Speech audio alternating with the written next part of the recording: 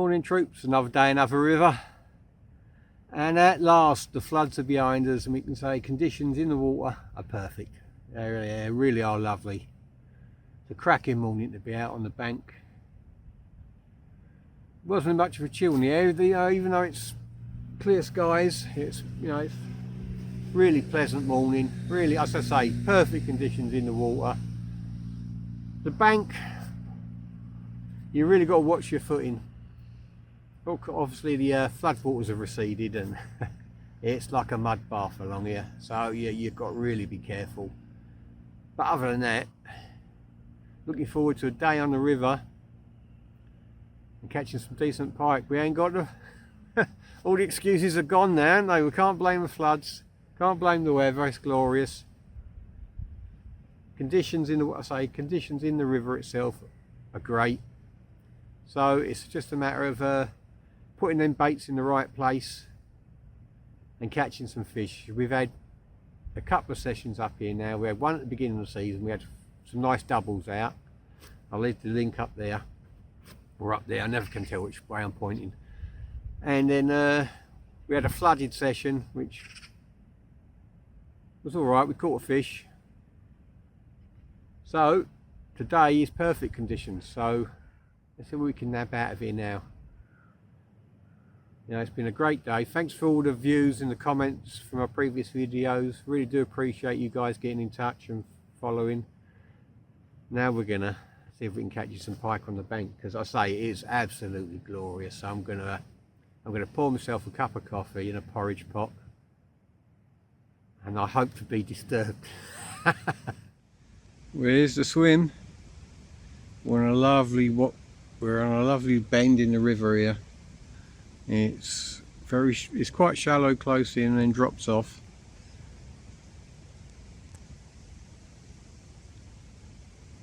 Goes down to about 10 foot where I am. That's the drop off. I'm fishing at 10 foot.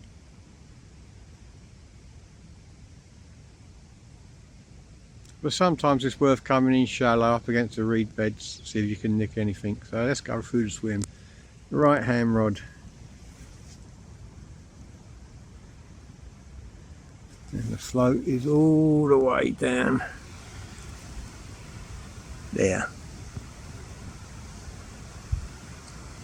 So that's a paternostered roach.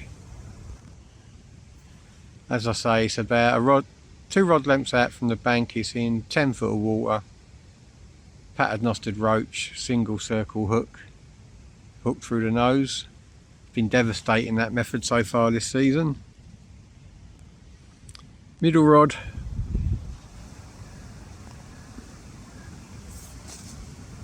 Is a static dead.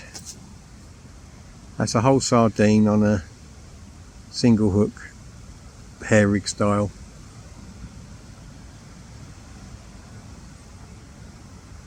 Again, that's in 10 foot of water. There's a bit of push through there. That's settled about 20 meters from where I cast in, so it's gently rolled downstream before it's settled. And the left hand rod, that is a paternostered roach, a very small one, no more than 1 inch long.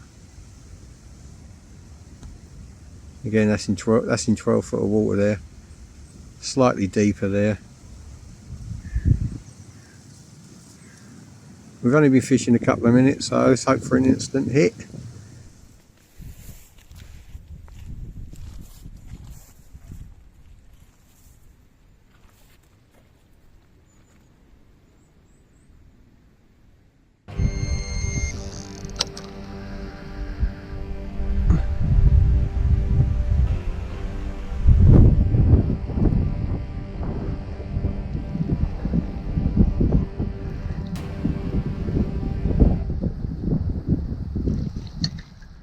And already the swim's had a little turnaround. I've changed things up already. The right hand rod is now my margin rod. That's got a static dead on it.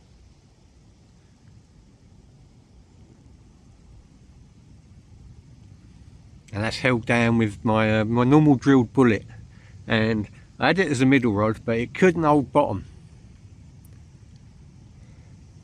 So I've brought that in to be my margin rod.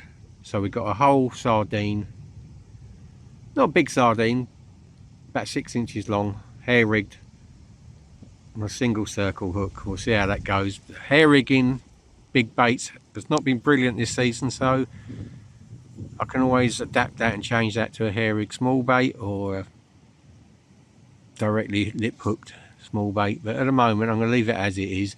Now you can see down the bank there the brown lines where the flood water was up to. I'm going to be 12 foot underwater where I'm sitting there last week. The sun is in an awkward position. Do the sunglasses work? No. So my left hand rod is the same paternostered roach, and my middle rod now is a paternostered roach, because that's got 3 ounce weight on it and that's holding bottom no problem. So we just had a little change around middle rod and right hand rod. I've had one run and that was on the hair rig sardine, and it was an electrifying run, and again no conversion. Teeth marks all over it, so obviously a jack's picked it up and run with it.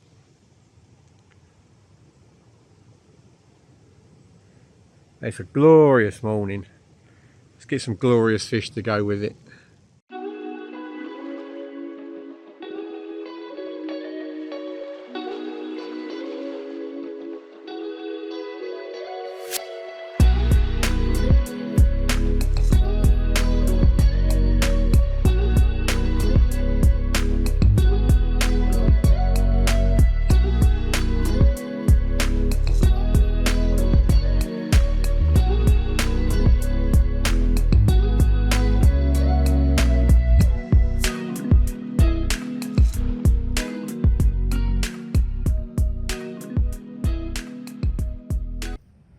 Well, afternoon. It is, well, it's not quite afternoon yet. About 11:30, 12. And the session's slowly declining into mediocrity. I think it's, if I was going to move, I should have moved by now. But the problem I have at the moment is,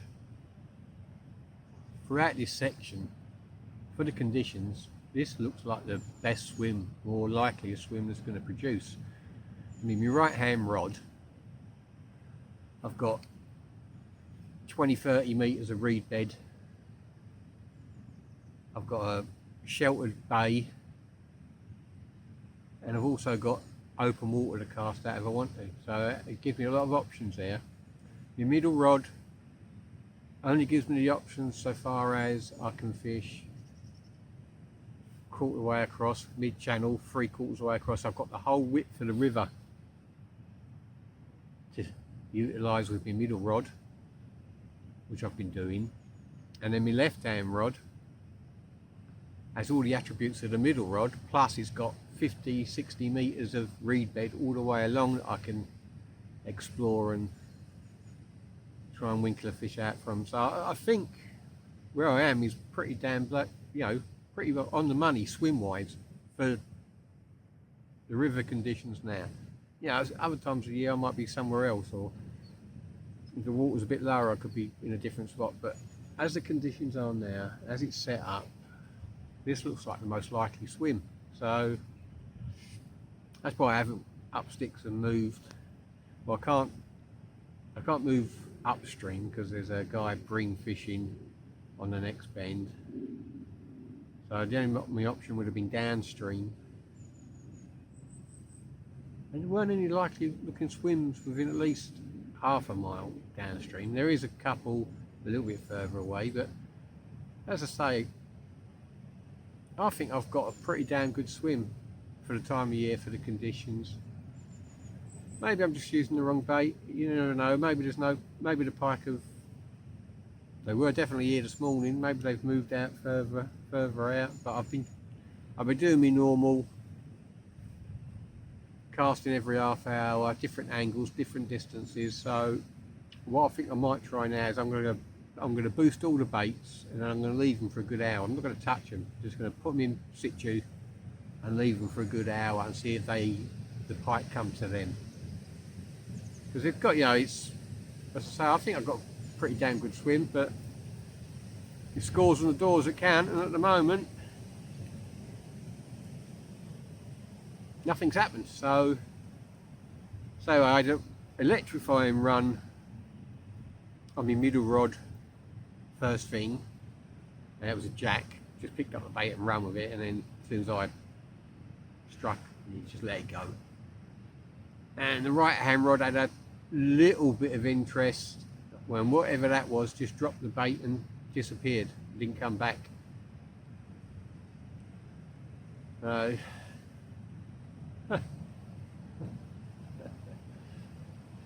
I said this morning it's perfect conditions, I shouldn't have any excuses, and I think so. But I have sat here before up till midday, 1 o'clock, and not had a fish, and all of a sudden had half a dozen in the afternoon. So it's not by no means the end of the world yet, but a fish would be nice. I know that's exactly what you're thinking as well. A fish would be nice, Mark. Yeah, but so we're going to crack on. Let's see if we can catch something.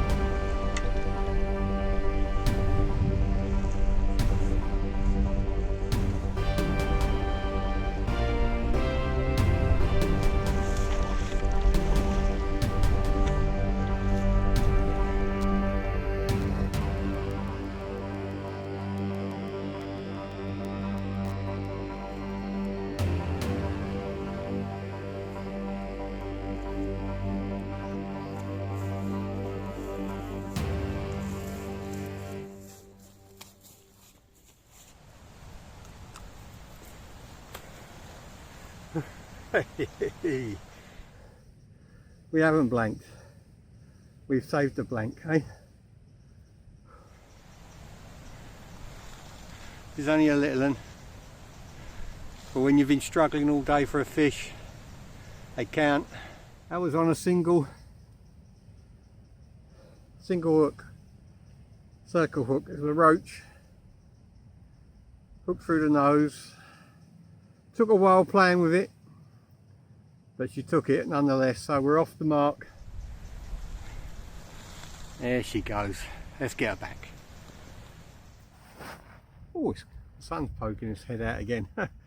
I'm not claiming any bragging rights or anything with a fish like that, but it does go to show, you know, if you stick at it, even a broken clock is right twice a day.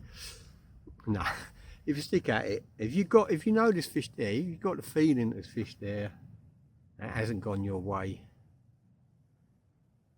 I can understand packing up early and going home.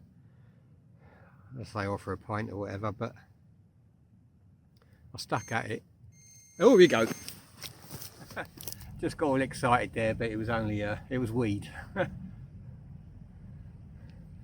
Every now and then a big clump of it comes down. It's still running off, still, you know, it's still debris coming down. It's a natural venue. Yeah, I got all excited. Had one. had a jack. I thought, we're in again. But it was, yeah, it was only weed. But just goes to show, as I was saying, you stick at it, eventually you get your rewards. And I've had a tough week this week. It's been a nightmare for me, really. Well, a tough month. I broke my favourite pike rod. That's my old Pike Master deadbait rod, Fox. Oh, it's a fantastic rod. The tip's broke. I can repair the tip. I mean, I'm not adverse to repairing my rods. I'm quite dab hand at it. Been doing it a long time. But the integrity of the blank will be compromised for my liking, so I was gutted about that. I had 3 punctures in the same wheel this month. So 3 new wheels. You know how much it cost to, well, 3 new tyres. You know how much it cost to replace a tyre? 3 punches all in the same freaking tyre. So I've replaced that one 3 times. They must have rubbed their hands when they see me coming. Yeah, so rural roads, this part and parcel of it. You know, you live in the countryside, it's going to happen. Done well though. I haven't had a puncture for about 5 or 6 years, and 3 in a month. All the same tyre. Shocking. Fridge freezer broke. And I come out and I'm mouthing it off, saying that what perfect conditions it is for fishing today, and I really struggled. So that jack has really put a smile on my face. Happy as Larry with that. You know, it's another day, another trip out. We ain't blanked. And the single hooks with the fish directly hooked through the snout is, you know, I haven't missed a run on them yet this season. Every run I've had on, I've directly hooked fish, which resulted in a fish on the bank. So I've gone for a gamble now. Put a slightly bigger circle hook on my right hand rod, and I've put a bigger bait on. Sardine, but that's directly hooked through the snout as well. Just see, there's a bigger bait. Induces a bigger fish to take a bite. And my middle rod, I'm not happy with the trace. It's got a few kinks in it now. When you've been fishing the last few weeks with a lot of weed and a lot of debris coming down, what happens is, you know yourself, you get weed gets you in all sorts of tangles. So yeah, there's a few kinks in it, so I'm going to change that trace now, and then we'll hopefully we'll set fair for the last hour and catch a few more. Let's go and catch some fish.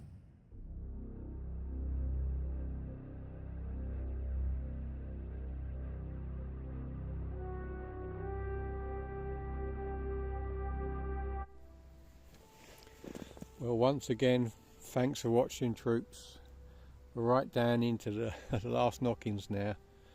Don't worry, if I nab one, you'll know about it. If I don't, and this is the last time I speak to you on this video, thanks for watching, really do appreciate it, and I'll see you on the bank real soon. Take care, troops.